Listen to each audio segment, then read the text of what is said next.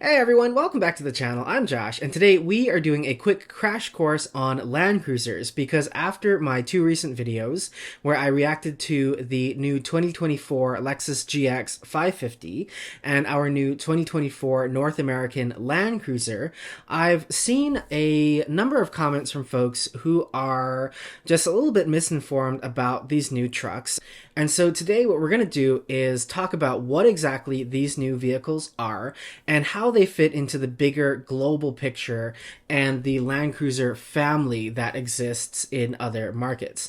Now, for sake of time in this video, I'm not going to go through an entire detailed history of the Land Cruiser range and an anthology of the brand and talk about every single model that has ever existed, but rather what I want to do is take you through the last generation of the Land Cruiser family, and then we'll compare it to the current generation of the Land Cruiser family, because I think this is where a lot of the confusion around our new North American Land Cruiser comes from, because here in North America there is sort of a lack of understanding that Land Cruiser is not a single vehicle but rather an entire brand or family of vehicles. And that comes from the fact that here in North America we only ever actually got one Land Cruiser. And so now that we're getting a second but different model of that Land Cruiser that's come back here in 2024, there's a lot of confusion around what exactly it is that you're buying when you are going to a Toyota dealer here in 2024 and saying, I want to buy a Land Cruiser. So we're going to go through that whole model range and talk about all the different models that make up that Land Cruiser family, and we'll start out by looking at that range. Now, what I'm about to share with you here is not official Toyota terminology, so don't come at me in the comments like, you're using the wrong term or that's not what it's called. I don't care. This is just how I tend to explain the Land Cruiser range to someone who may be less familiar with it than I am. So, left to right here on your screen, what we're seeing are four different vehicle segments.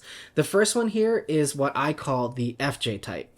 Then we have the classic type, we have the Prado type, and finally we have the flagship type. And in the last generation of Land Cruiser, those four models look something like this. On the left-hand side, under the FJ type, of course, we had the FJ Cruiser, which was actually quite true to the old FJ series Land Cruiser, but was really meant to be kind of the bargain basement, smallest, cheapest Land Cruiser, kind of like the Jeep Wrangler two-door. So if all you wanted to do was go off-roading, that was your boy. And little known fact, although the FJ Cruiser was discontinued for the US market in either 2015 or 2016, the FJ Cruiser actually lived on globally until 2023, where it ended production in South Africa. Above that, we have the classic type, which has for decades on end been the Land Cruiser 70 series, and this is a workhorse truck all around the globe and is one of the best-selling models in the entire Land Cruiser portfolio.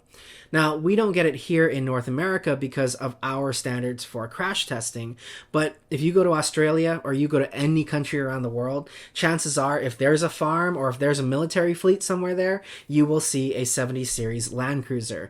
We see these all over the world running around for NATO and the Red Cross as well. Now, after that, we have the Prado type, and this is where it starts getting really interesting here in North America because historically, the United States and Canada have never actually gotten the Land Cruiser Prado.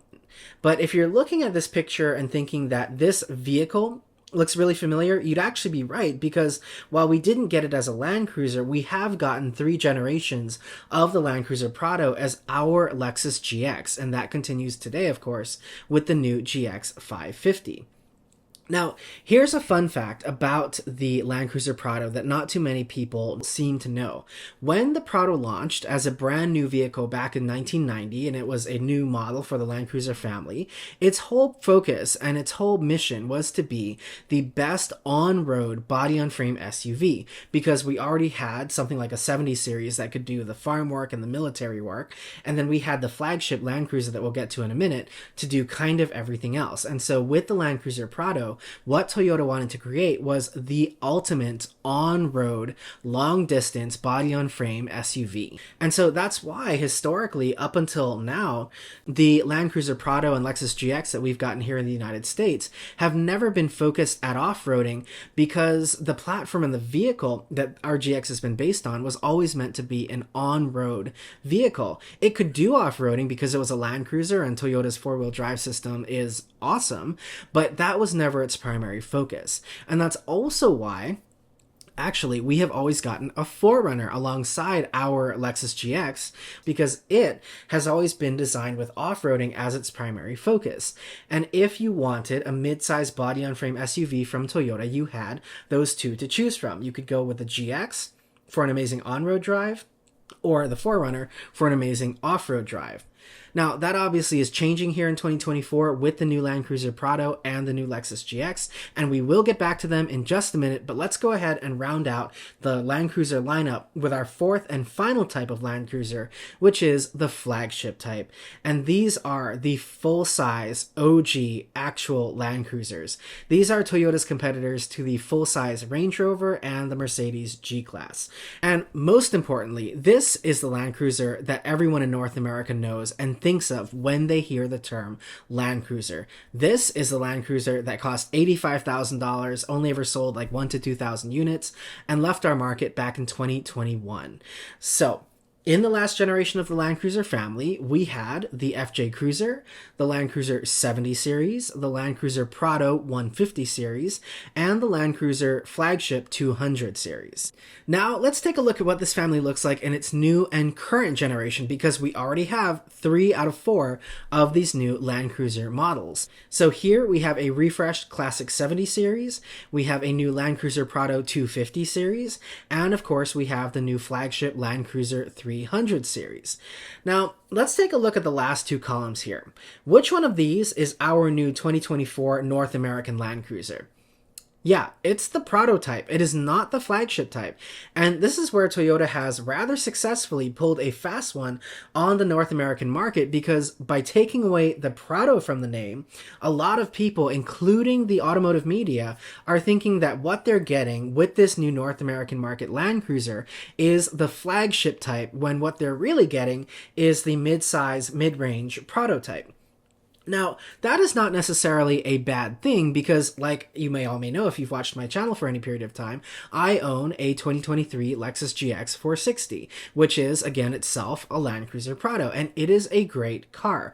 But it's kind of like if Range Rover were to drop the Sport badge off the Range Rover Sport and then sell it and market it as the full-size Range Rover, or if Mercedes were to put an S-Class badge on an E-Class and then kind of look the other way while people looked at that E-Class thinking this doesn't really look like an S-Class. Same thing that's happening with our Land Cruiser here in our market, which is really a Land Cruiser Prado. And to really quantify the difference between these two, let's put some specs up underneath these 2 models, and you'll very quickly see the difference between the two.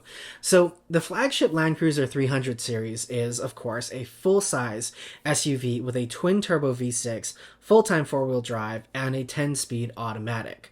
The Prado, or our 2024 North American Land Cruiser, on the other hand, is a mid-size SUV, and instead of a twin-turbo V6, it has a turbo-hybrid 4-cylinder.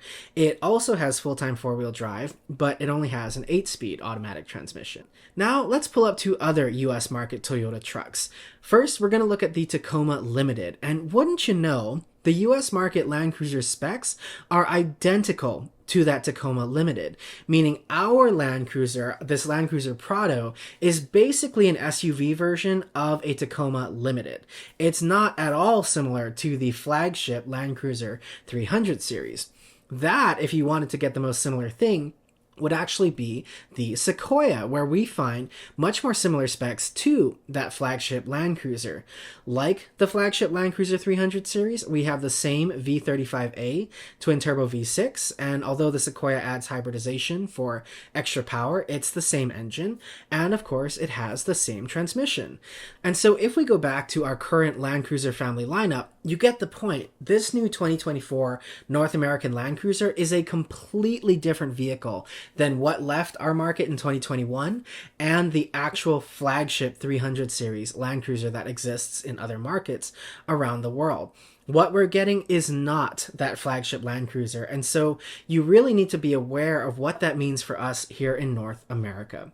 So I hope that was helpful. I hope it answered all the questions and kind of cleared up some of the confusion around what our new Land Cruiser is and all the things that you need to know before you go into that purchase. And just the fact that, Land Cruiser is not just a singular vehicle, but a whole family of vehicles, and we have a few different parts of that here in our market now in the US. So thank you so much for watching, you guys. I really appreciate it. I so appreciate all the watches and all the support and all the comments and all the likes on my last two videos.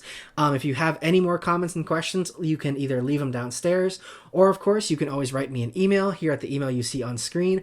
I love getting emails from you guys, and so many of the emails I get at that email address turn into videos just like this one that we do here on the channel. So thank you guys again so much for watching. I will see you in the next one. Have a great one, and take care.